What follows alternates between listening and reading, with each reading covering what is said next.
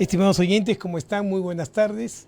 Nuevamente con ustedes el doctor Alberto Fernández en nuestro programa Musicalmente. Hoy, un lunes tan importante por muchas razones, ¿no?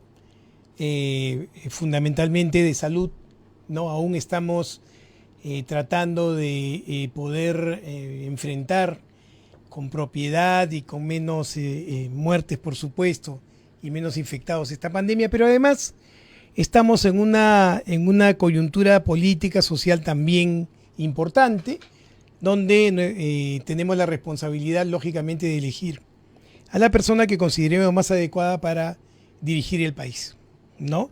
Esa es la razón por la cual el día de hoy hemos escogido un tema que creo que es de vital importancia, justamente para poder visualizar algunas características de quienes podrían gobernarnos o nos han gobernado o que en la cotidianidad tienen la posibilidad de ejercer el poder.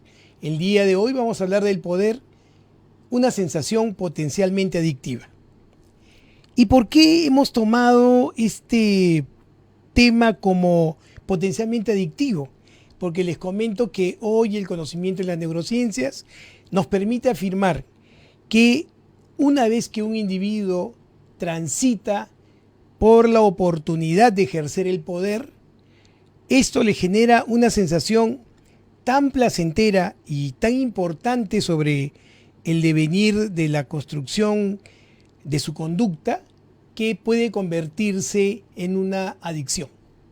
Y esto ustedes pueden confirmarlo por lo que probablemente ustedes vivan cotidianamente, quienes trabajan en una empresa donde hay una jerarquización, lógicamente, de la autoridad, o quienes trabajan en instituciones donde hay una jerarquización de la autoridad, o quienes tienen amigos que por una u otra circunstancia han tenido la oportunidad de ejercer el poder desde el punto de vista político, ¿no? Sabrán perfectamente que uno ve a la persona que entra a esta situación de poder y usualmente cambia, ¿no? Sea amigo, conocido o un personaje al cual uno le tiene mucho cariño, ¿no? Accede al poder y comienza a cambiar. Y uno lo comienza a ver diferente, ¿no? Lo comienza a ver diferente porque cada vez, por alguna u otra razón, es menos empático. Cada vez, por alguna u otra razón, evita o trata de no recibir comentarios negativos. Cada vez se junta más con las personas que le dicen qué bien lo estás haciendo, mira, todo está muy bien. Cada vez escucha menos a sus subordinados y uno comienza a pensar qué cosa es lo que le ha sucedido. Como diría Nicomedes Santa Cruz, ¿cómo has cambiado, pelona? ¿No? Y esta es una posibilidad que es sumamente frecuente. Y es sumamente frecuente porque existe una base que puede explicar esta conducta y que puede hacer que nosotros entendamos por qué ante la situación de ejercer el poder debemos escoger con mucho cuidado. Porque si entendemos que efectivamente el poder per se puede hacer cambiar la conducta de un individuo, imagínense que acceda al poder alguien que ya tiene dificultades para ser empático, alguien que ya tiene conductas psicopáticas, es decir, que solamente piensa en llegar al poder para poder hacer lo que quiera, para poder obtener beneficios personales o de grupo. Imagínense ustedes.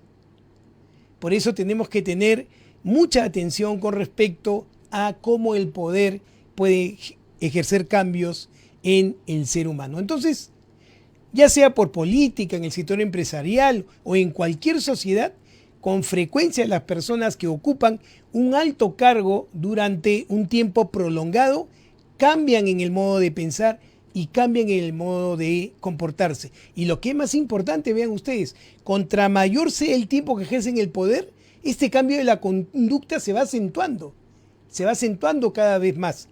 Y cuando pierden el poder, entran en un estado de abstinencia tal cual el fármaco dependiente de pronto no puede acceder a su droga. Y entonces entran en una situación muy, muy complicada donde no se ven ejerciendo su conducta si es que no están nuevamente ejerciendo el poder. Y esto los obliga a tratar de acceder nuevamente, a volver a postular, a agarrarse del puesto como sea, porque el vivir sin poder, después de haberlo saboreado, les resulta sumamente complicado. Lo otro es que los individuos influyentes tienden a sobreestimar su capacidad. Es decir, parte del cambio de la conducta cuando se llega al poder es que uno comienza a sobreestimarse. Comienza a tener la sensación de que, bueno, probablemente tenga la razón en casi todo lo que dice. Y comienza a ignorar los puntos de vista de otras personas. Comienza a ignorar los puntos de vista de sus subordinados. Y entonces su pensamiento ya no va a tomar previsión con respecto a los detalles, sino más bien a cosas generales. Tenderá a abstraer de manera general. Y entonces, pues, tal departamento no funciona, ciérrenlo, sin mayor consideración. O tal empresa no es adecuado de alguna forma. A mí, bueno, no me apetece seguir, ciérralo, ¿no? Sin mayor análisis en el detalle de los procesos. Y lo otro es que muchas veces, y acá viene lo crucial y lo importante, ¿no? Muchas veces las personas emplean el poder en provecho propio, ¿no? Y nos pasa frecuentemente que accedemos a una situación de jerarquía y conocemos a nuestro jefe y nos da la sensación de que todo lo que hace o lo que dice solamente es en beneficio propio. Y esto no es real en todas las personas que acceden al poder, porque hay personas que acceden al poder con un principio bien intencionado, con una personalidad lo suficientemente madura para poder saber que su cargo es momentáneo, que tiene la oportunidad de poder servir, que tiene la oportunidad de poder ayudar y hacer un cambio en beneficio de todos. Pero cuando acceden personas que tienen rasgos de personalidad psicopáticos, es decir, que no les interesa hacer daño con tal de conseguir lo que quieren para ellos, o que tienen una opinión de sí mismos como que están por encima de todos. Habíamos conversado en algún momento de los trastornos de personalidad narcisista, ¿no? Estas personas que piensan que más bien el amigo tiene el privilegio de ser amigo de uno, ¿no? Y por supuesto el condicionamiento de la situación política pueden ser condicionantes importantes que hagan que el individuo tenga más propensión a usar el poder para su beneficio. Y entonces hay que tener mucho cuidado si entendemos que esto puede suceder. Entonces, vean ustedes, no tenemos que escudriñar en la historia, ni tenemos que escudriñar en la sociedad para encontrar situaciones claras que demuestren lo que les estoy diciendo. Numerosos escándalos políticos de los últimos años están justamente relacionados con el poder y con el abuso del poder. Pero no solamente en lo político, en la banca, en el Tribunal Constitucional, en la FIFA. ¿Y cuál es el común denominador de todas estas situaciones en las cuales el poder ha llegado a niveles de corrupción? El común denominador es la carencia de control. Es la carencia de control. Y entonces, si alguien accede al poder con la mejor de las intenciones, lo primero que tiene que hacer es justamente tener la posibilidad de contar con asesores y con instancias que puedan controlar sus propias conductas, que puedan controlar sus propios procesos, que siempre le estén mostrando la realidad. No lo que pasa usualmente cuando un tirano llega al poder, que lo primero que hace es desestructurar todas aquellas instancias que le pueden generar algún tipo de control, para al final hacer lo que quieran hacer. Una forma de saber la intención de alguien de llegar al poder es observar si este individuo tiene la capacidad de asegurarse que al estar en el poder va a respetar justamente aquellas instituciones que van a permitir observar su propio proceso. Porque el poder, como les digo, produce cambios en la conducta, está demostrado, cambios inclusive en la estructura y la bioquímica cerebral, que hace que cada vez uno se sienta el dueño de la verdad. Y la única manera de poder evitar caer en ese proceso es justamente tener personas cerca de uno que le puedan decir, no, mira, esto está mal o acá te estás equivocando, no has revisado bien este aspecto, mira bien esta ley, ¿no? Mira acá cómo están los empleados, ten esta consideración. Y entonces, no, pasa frecuentemente que aquella obtención del poder que se realiza a través de dictaduras, ¿no es cierto? Estoy hablando en general, no solamente de gobiernos, también del trabajo, etcétera. A través de una imposición que se convierte en una dictadura, lo primero que se hace es eliminar a todas aquellas personas o entidades que me pueden controlar, con la sensación de que solamente yo voy a salvar a quien esté gobernando. ¿Se dan cuenta? Entonces es sumamente peligroso, es sumamente reforzante. ¿Y por qué es tan reforzante?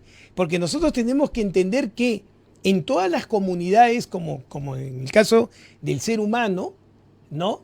En todas las sociedades existe necesariamente una jerarquización. Existe jerarquización social. Está demostrado que la jerarquización social le da equilibrio a la sociedad.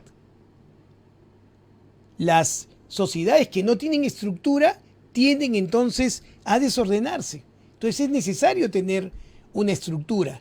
Y es necesaria también una estructura de poder, siempre y cuando ese poder, ¿no es cierto?, esté alineado en los objetivos generales de esa sociedad, de esa comunidad.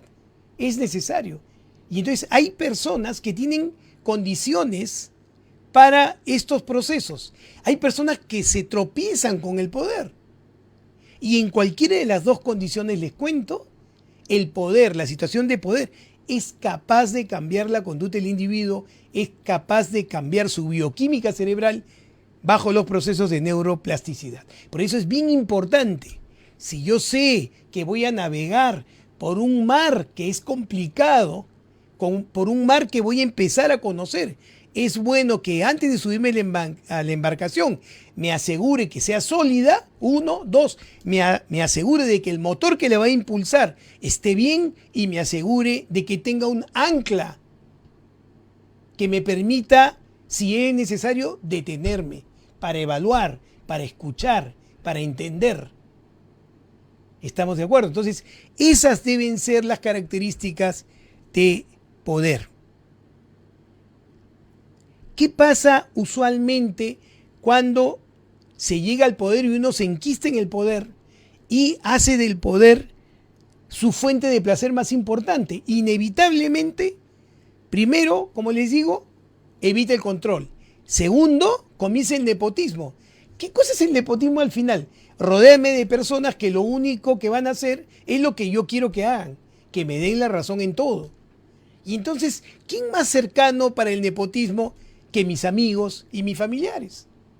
¿Estamos de acuerdo? Y la tercera condición es, lógicamente, buscar mi propio beneficio. Y eso es lo que nosotros conocemos como corrupción. Entonces la corrupción campeará a sus anchas si es que yo no tengo este anclaje que me permita siempre tener contacto con la realidad, del por qué estoy ahí, de cuál era mi misión.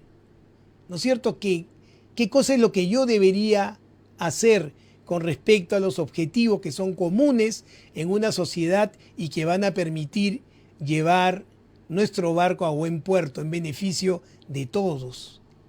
Necesitamos de gente alrededor de quienes ostentan el poder para poder tener un control y no perder el sentido en este placer constante que genera poder ejercer autoridad sobre otros. Entonces, mucha atención con esto, porque ese es el tema que creo es importante tener en cuenta y que vamos a desarrollar el día de hoy. Por supuesto, saben ustedes que nos pueden llamar al 512-6161.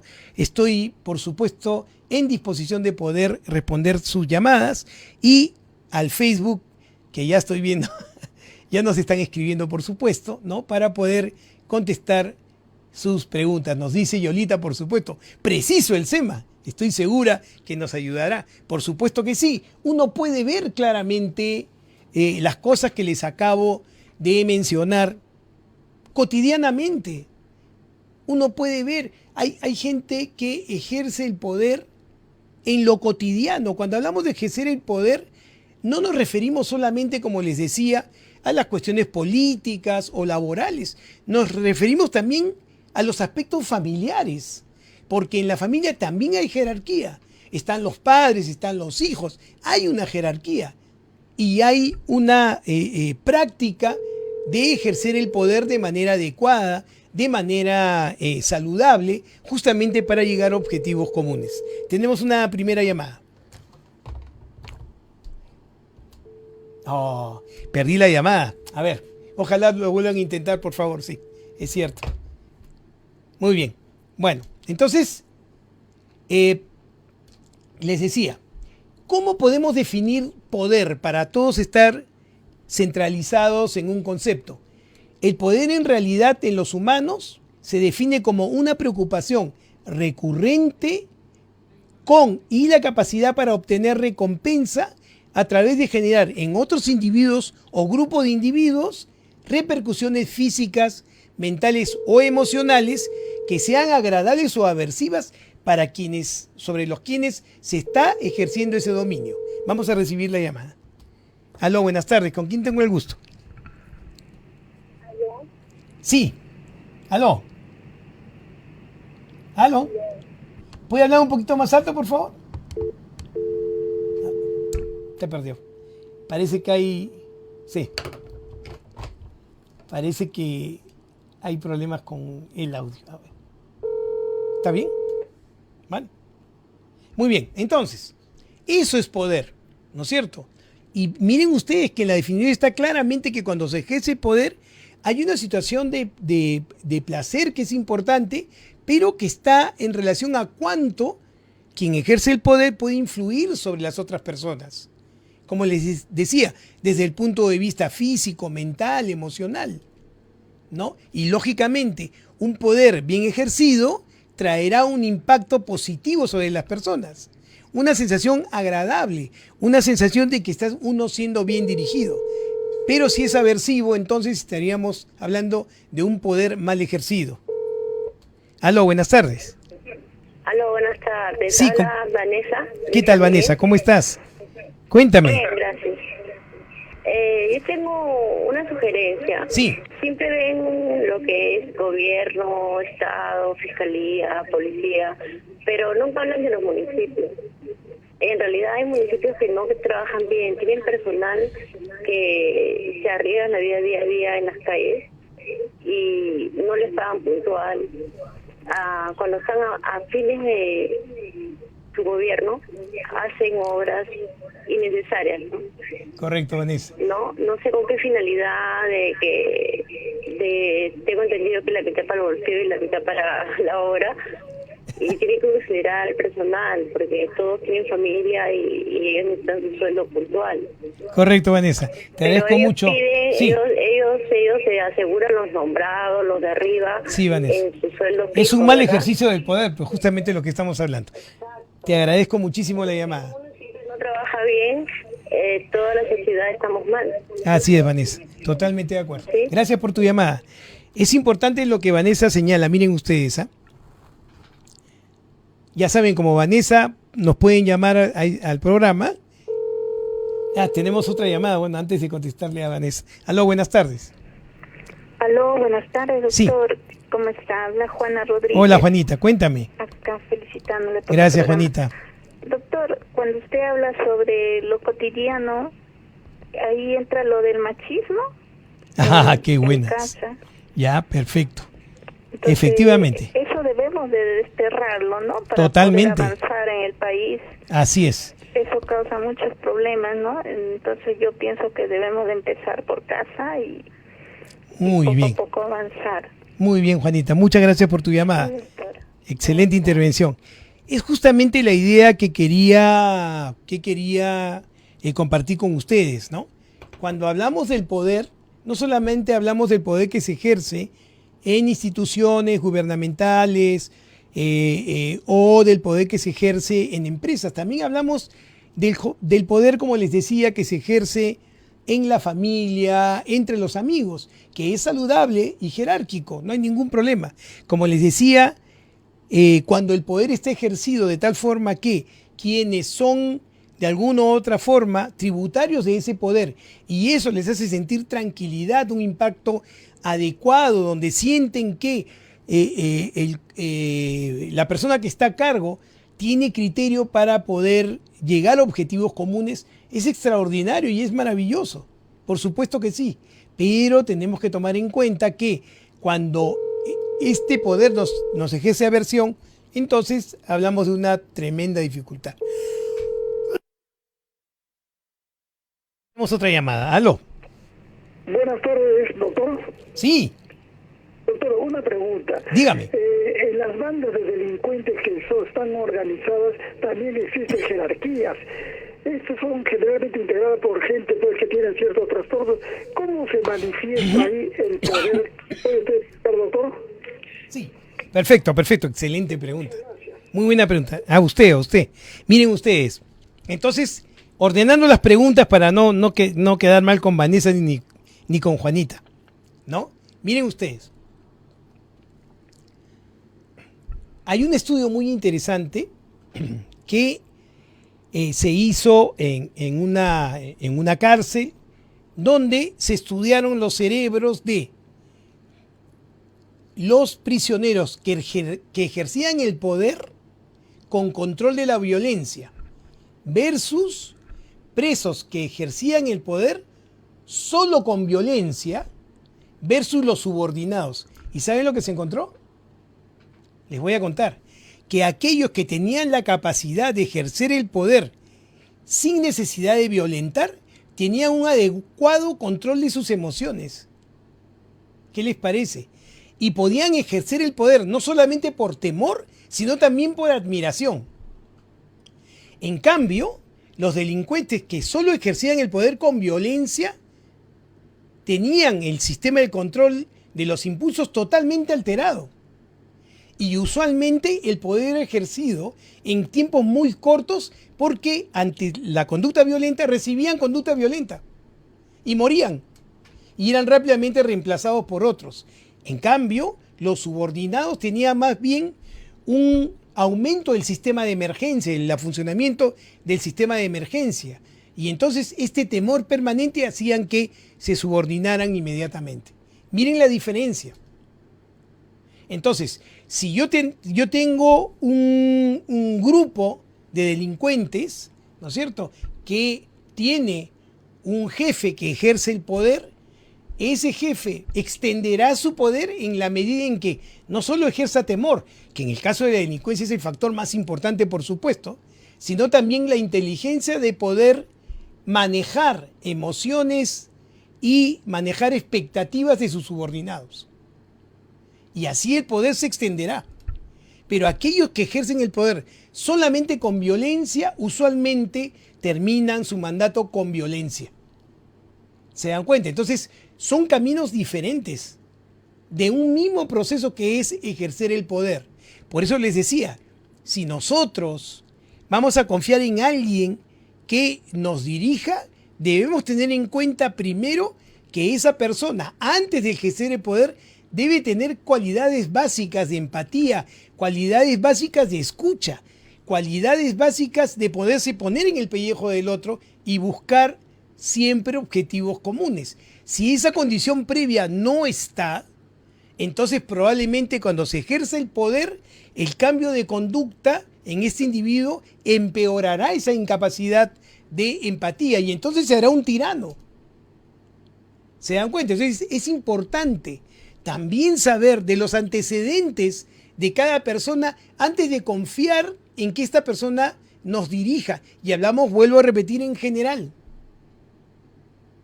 Hay que tener esto en cuenta porque en este caso les aseguro que las conductas son la forma más eficaz de saber qué cosa quiere un ser humano. Acuérdense ustedes. La forma de saber qué cosa quiere un ser humano es viendo lo que hace, no lo que dice. ¿Por qué? Porque el tiempo que dura la solidez de su palabra es exactamente el tiempo que dura manifestarla. Ahí se termina. A partir de ahí es la conducta. Entonces, si la conducta no es consecuente con lo que se dice, entonces no es en realidad lo que uno quiere. ¿Estamos de acuerdo? Entonces hay que ver, tienen que ver con ojos de ver para poder saber quién va a tener el honor de alguna u otra forma orientarlos en el trabajo, en la política, en la empresa, en la familia. Hay que tener muy presente en esto, porque podemos entender que cuando uno busca el ejercicio del poder, ¿dónde lo va a encontrar? ¿Dónde está el ejercicio del poder? Se encuentra allí donde las personas se relacionan en la política, en la empresa, entre los amigos, en la pareja. Ahí se ejerce poder. ¿Se dan cuenta? Y el poder posee un valor que se constituye como el impulso básico del comportamiento humano. Por lo tanto, si esto es correcto, ¿no es cierto?, es poderoso este impulso que nos lleva, cuando estamos en el poder, a aferrarnos a él por, como les decía, el placer que produce el tener un dominio sobre los subordinados. ¿Estamos de acuerdo? Entonces hay que tener en cuenta que cada vez que yo me relaciono con alguien, casi inevitablemente va a haber una conducta de subordinación versus una conducta de poder que puede ser muy sutil, pero que usualmente tiende a presentarse y a jerarquizarse. ¿Estamos de acuerdo? No es malo ser subordinado, no es malo tener poder. No.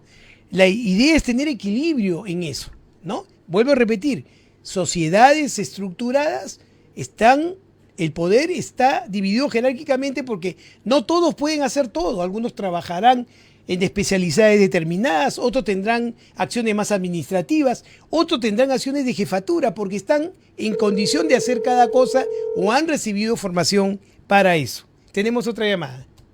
Aló, buenas tardes. ¿Con quién tengo el gusto? ¿Cómo está? Le habla Juan. Juan, cuéntame. Bueno, estaba leyendo el libro de Eduardo Herrera, Ajá. El cerebro del corrupto.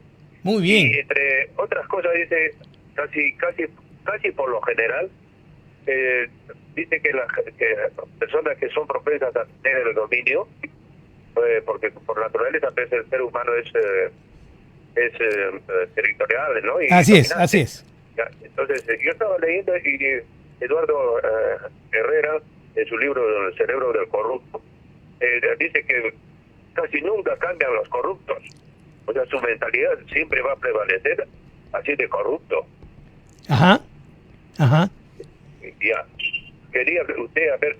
Correcto. ¿Por qué ese antivalor que es la corrupción es que una persona que ya por años su mentalidad es así, no cambia? Correcto, muchísimas gracias por su llamada. Claro, lo que nos dice Juan es cierto en el siguiente sentido, ¿ya? Es lo que yo les decía. Miren ustedes, cuando uno nace con una carga genética que dibuja la personalidad del individuo en el tiempo en un 50% aproximadamente. Y el otro 50% va a depender de cómo interaccione con el medio ambiente. Así es como se construye la personalidad. Por eso es que uno habla de personalidad cuando el individuo está alrededor de los 18 años, porque es el tiempo en que el sistema nervioso ya casi ha terminado de desarrollar sus funciones básicas, ¿no es cierto? Entonces, si yo nazco con una propensión a una personalidad más bien de corte psicopático, donde mi tendencia es solamente a buscar mi bienestar por encima del bienestar de los demás, entenderé que mis códigos sociales y mis códigos éticos no serán importantes para yo poder decidir qué es lo que es bueno para los demás y qué cosa es bueno para mí. Porque mi tendencia será pensar que conseguir lo que yo quiero es en realidad lo mejor para todos. Y entonces quien tiene ya estructurada esa conducta y al ejercer el poder comienza a desarrollar esa personalidad y esa conducta en el tiempo, va a ser muy complicado que esta conducta corrupta, usando el término que bien ha utilizado Juan, vaya a cambiar. Muy complicado. Nosotros hemos escuchado constantemente a muchos politólogos, muchas personas decir, parece que el Perú fuera un país sin memoria, ¿no? Porque no hay muertos políticos. No importa qué hagan ni cuánto hagan. No importa lo mal que se porten. No importa cuán corruptos hayan sido. Pueden regresar. ¿Por qué? Porque tenemos la impresión de que, bueno, la corrupción es algo natural, lo cual no es verdad. Nuestra sociedad tiene una aceptabilidad a la corrupción. Recuerden nuestra famosa frase, ¿no? Roba pero hace obras, ¿no? Es como si el ser corrupto fuera una condición para ostentar el poder. Y ya si dentro de esta corrupción los corruptos tienen a bien dejarnos un pedacito para generar bienestar, ya eso es un favor extraordinario. Pero así no es como funciona.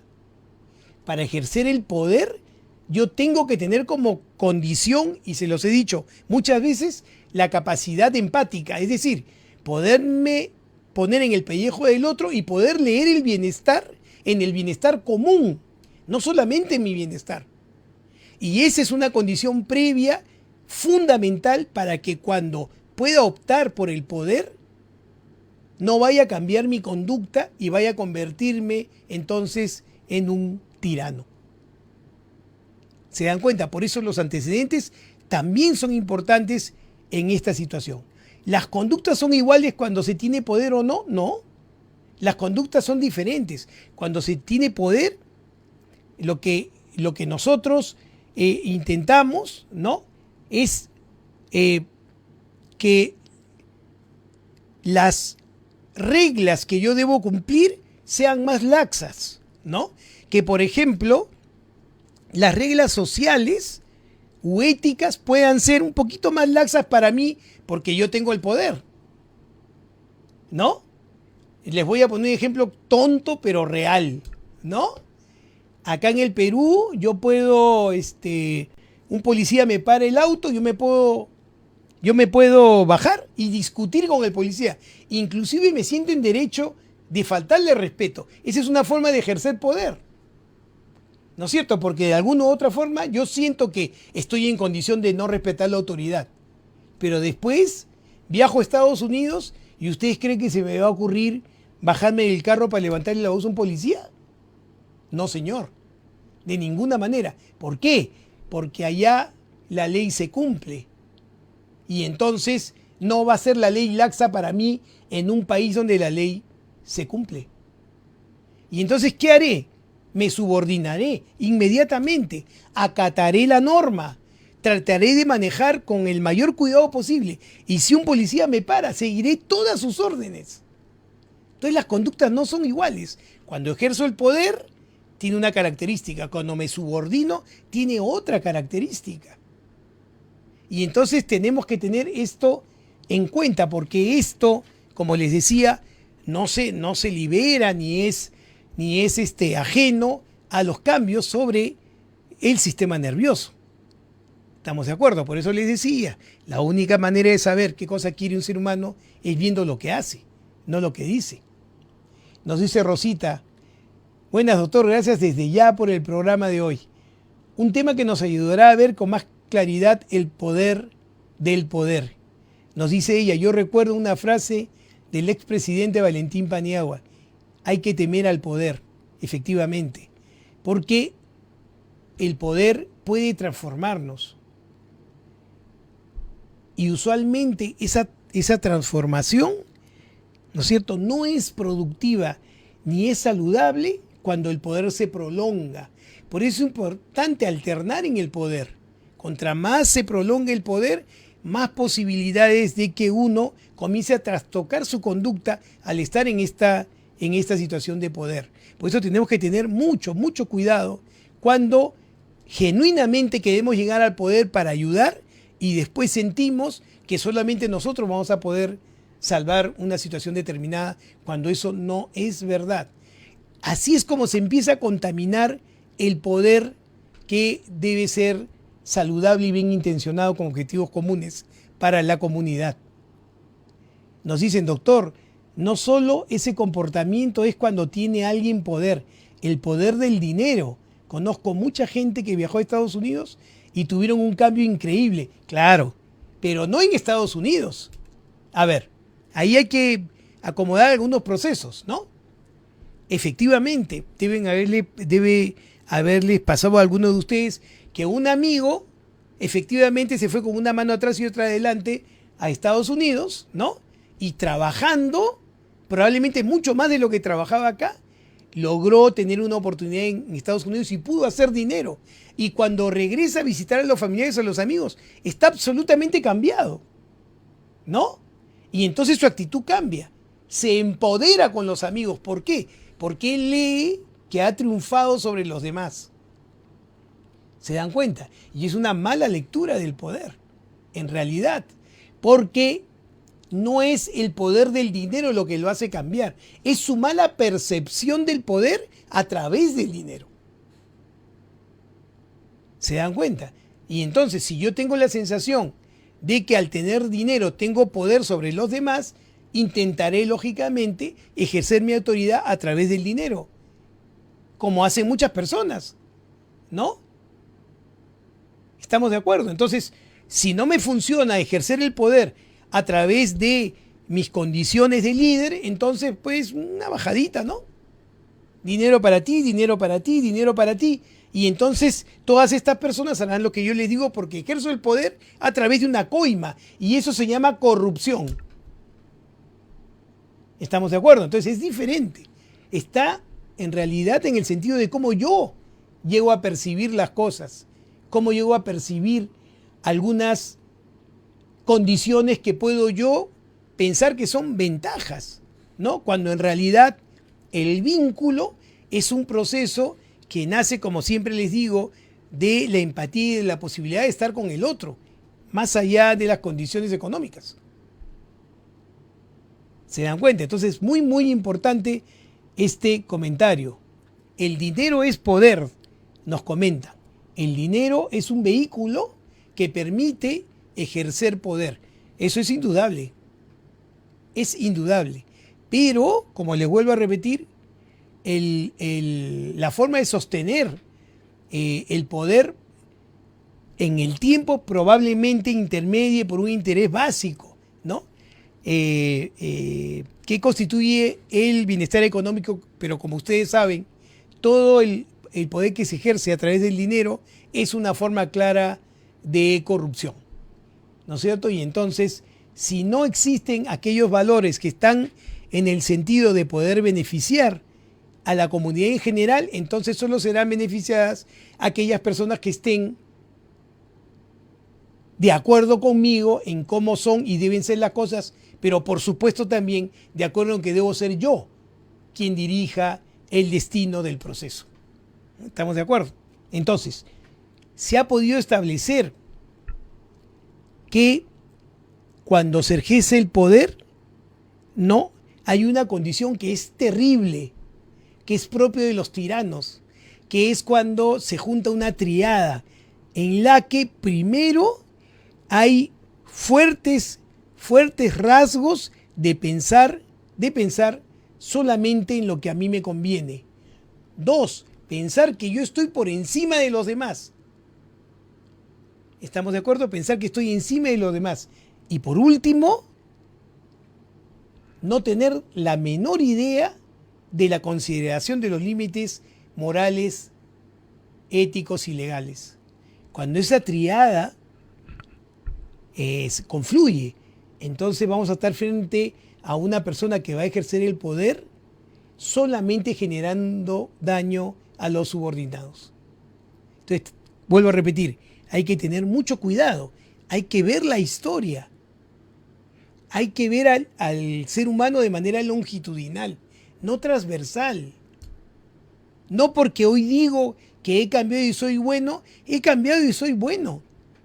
Porque si yo miro hacia atrás, ¿cuántas veces habré dicho eso y cuando he llegado he hecho todo lo contrario?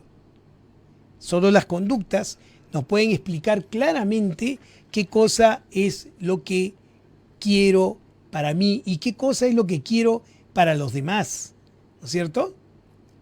Nos dice Nancy, una vez escuché una frase, nadie conoce el corazón del hombre hasta que llega al poder. Extraordinaria frase, Nancy. Extraordinaria frase. Porque como les había dicho, el poder tiene tanto poder, valga la redundancia, de generar cambios en el ser humano y generar un placer inconmensurable que solamente se puede conocer claramente una persona cuando ante esta exposición no cambia. Y si ustedes ven en la historia del poder en el mundo, esas personas son excepciones, no son la regla. Son las excepciones. Y son notables justamente porque son excepciones. ¿Estamos de acuerdo? Entonces, muy bien, Nancy. Es una frase, pero absolutamente correcta, pienso yo.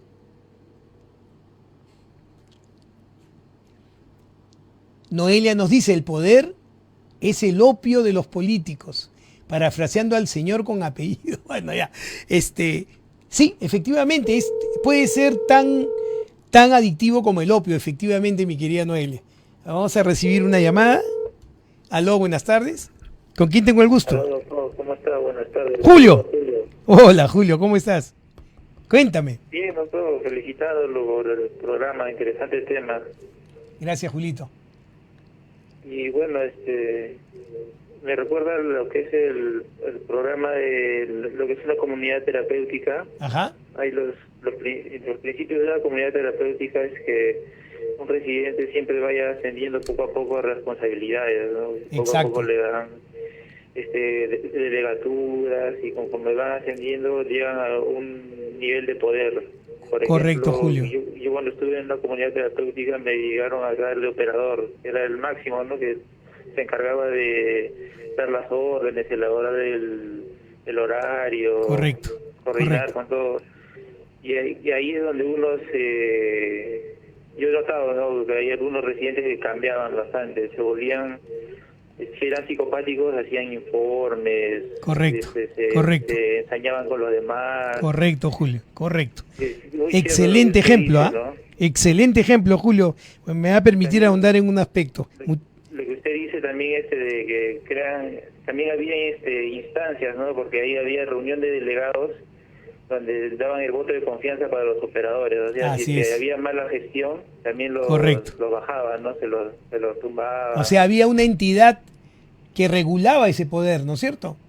Claro. Claro, correcto, ajá. Correcto, Julito. Gracias por tu intervención. Un abrazo, Julio. Un abrazo, doctor. Cuídese. Lo que dice Julio es cierto. Miren ustedes ¿cómo será el poder de importante y cómo será de utilidad para poder ver la conducta de un ser humano que efectivamente en muchos programas de rehabilitación en fármacodependientes, cuando el fármacodependiente va logrando metas, se le va dando una situación de jerarquía mayor, o sea, un mayor poder. Miren la paradoja. Y si él puede soportar la tentación de ejercer adecuadamente ese poder, sigue ascendiendo. ¿Qué les parece? Es la forma más eficaz para saber cómo es que un ser humano se va a desempeñar en la situación donde justamente pueda ejercer el poder. Pero vean ustedes, ¿hay formas de evitar el abuso del poder? ¿Sí? Yo creo que hay 3 procesos básicos que se deben utilizar justamente para evitar el abuso del poder. Primero, quien ostenta el poder debe ser consciente de que no es obvio que haya llegado ahí, que ha llegado ahí por un consenso, que ha llegado ahí porque se cree en él, que ha llegado ahí porque tiene la capacidad empática de poder ejercer autoridad en beneficio de los demás. Esa es la primera condición, ser consciente que yo no llegué ahí porque me lo mandó el dios Sol. No, señor, llegué ahí por un consenso, justamente de quienes voy a de alguna u otra forma dirigir. Lo segundo, tengo que ser consciente que mi poder es finito, que es momentáneo, que se va a terminar en algún momento. Que cuando yo haya cumplido el objetivo, voy a dejar el poder. Y tengo que tener la previsión de que cuando ese poder ya no lo ejerza, no me genere justamente una abstinencia, una necesidad de quedarme ahí. Porque debo recordar que estoy en el poder para poder justamente llevar a mis subordinados a un objetivo común, adecuado, conveniente, saludable. Y tercero, la empatía. Tengo que tener la capacidad de escuchar, tengo que tener la capacidad de ponerme en el pellejo del otro, tengo que escuchar a mis trabajadores, tengo que escuchar a mis congresistas, tengo que escuchar a la gente, la tengo que escuchar. No tengo que tener la primera impresión de que no, lo que quieren es quitarme el poder. No. Mucho cuidado con eso, porque en realidad la capacidad empática es tener la posibilidad de ser yo mismo mi propio censor para saber si estoy haciendo las cosas de manera adecuada. Y no hay mejor forma de saberlo que escuchando a los demás. Y entonces ustedes me preguntarán con razón, doctor, ¿y cómo así cambia la conducta del ser humano cuando llega al poder? Lo que se ha observado en los seres humanos cuando llegan al poder es, primero, que el cerebro comienza a producir factores neurotróficos, es decir, factores que estimulan el crecimiento neuronal en aquellas zonas que tienen y refuerzan el circuito del poder. ¿Y saben dónde está localizado esto? En el circuito del placer. En el área tegmental ventral, ahí en el núcleo accumbens, en esa zona donde yo siento placer y siento la necesidad de repetir la conducta, esa zona cambia, esa zona se refuerza y comienza a ser estimulada solo por la sensación de poder. Y funciona también al contrario, cuando yo tengo una conducta subordinada y estoy esperando que todo el mundo solucione por mí, sin posibilidad de poder dar ideas, pensando en que todo el mundo me va a solucionar problemas. Se producen factores de crecimiento que consolidan esta conducta de dependencia. Y entonces siempre estamos buscando un líder, siempre estamos buscando a alguien que se responsabilice de las cosas que yo tengo que hacer. ¿Saben para qué? Para al final decir, no, lo que pasa es que me gobernó mal. No, por culpa de él yo estoy así, sin asumir ninguna responsabilidad. Lo otro es que se ha encontrado que el ejercicio del poder mejora la producción de la testosterona. Y la testosterona es una hormona que permite una mayor agresividad, por supuesto, dirigida fundamentalmente a la dominancia social. Es decir, me da más actitud para poder tener dominancia social. Y lo otro, como les decía, es el aumento de este neurotransmisor. La dopamina, que hemos conversado en otras ocasiones, es el neurotransmisor del placer. Y además comienza a disminuir el sistema de emergencia. Aquella estructura que nos dice, oye, esto es peligroso, ten cuidado con esto, comienza a disminuir su intensidad. ¿Saben para qué? Para tener más posibilidad de atreverme a un cambio, para tener más posibilidad de hacer cambios. Lógicamente, el resultado final es que yo me voy a sentir bien ejerciendo el poder, voy a tener mayor ganas e impulso para ejercerlo y además voy a tener la posibilidad de atreverme a hacer cambios sin tener un temor que me paralice. Eso es buenísimo para ejercer el poder, pero si llegamos al extremo de solo buscar placer, no importarme en absoluto nada para conseguir cosas para mí, entonces esa conducta se va trastocado de manera inadecuada y entonces tendremos pues una distorsión del poder donde la tiranía va a ser la característica más importante, donde no podré de ninguna forma dejar el poder y que a todas aquellas personas, situaciones e instituciones que me critiquen o quieran evitar que yo siga ejerciendo el poder serán mis enemigos y las eliminaré, por supuesto, hasta que yo termine de la misma forma. ¿Se dan cuenta? Entonces, no puedo perder el cable a tierra. Tiene que haber estamentos, instituciones, personas que me puedan orientar sobre cuándo estoy perdiendo la brújula, dejándome engatusar por el poder. ¿Estamos de acuerdo?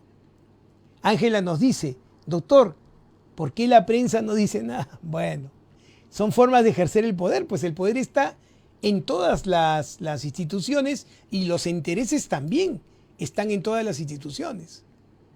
La idea es que el liderazgo en cualquiera de los poderes, ¿no es cierto?, tenga el fin común del bienestar de todos.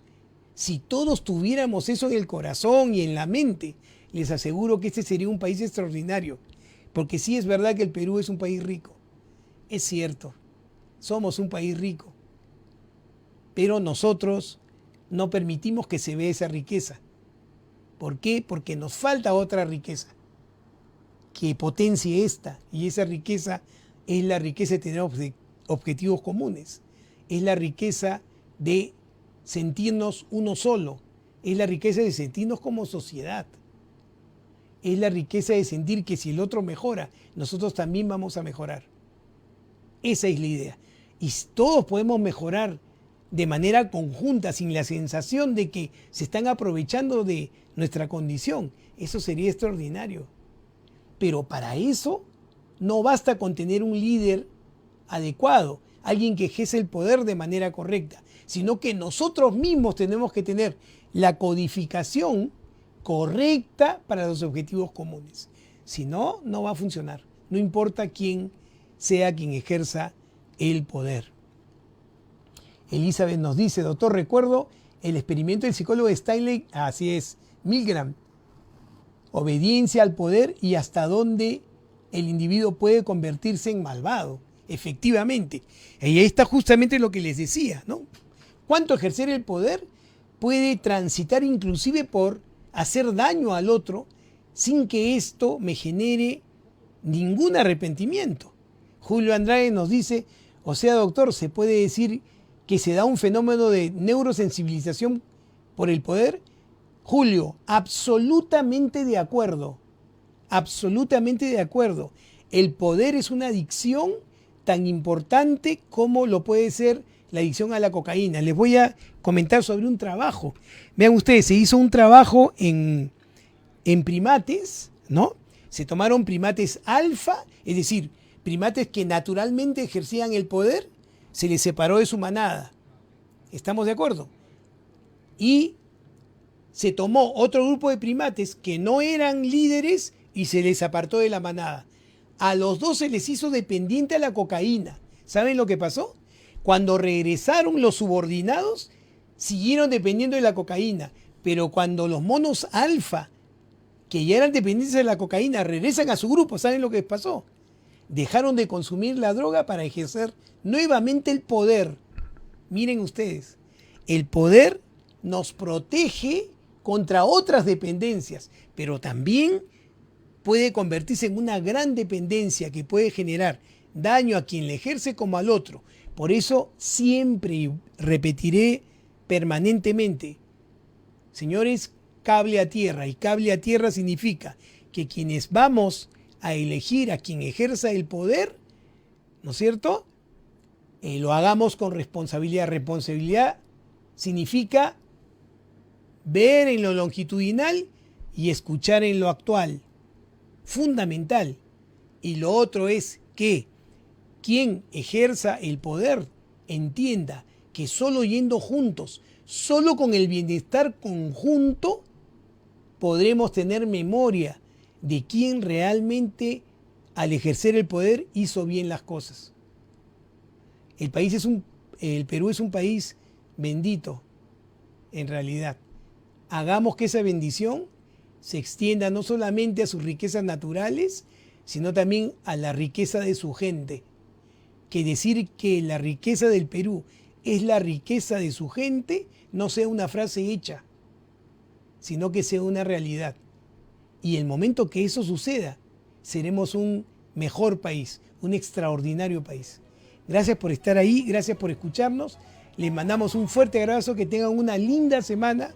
Recuerden ustedes, con la familia, cuídense. Todavía estamos con el problema de la pandemia. Cuídense, así se hayan vacunado. Cuídense, por favor. Cuiden a su familia, cuiden a su sociedad, cuiden a su país. Un abrazo para todos.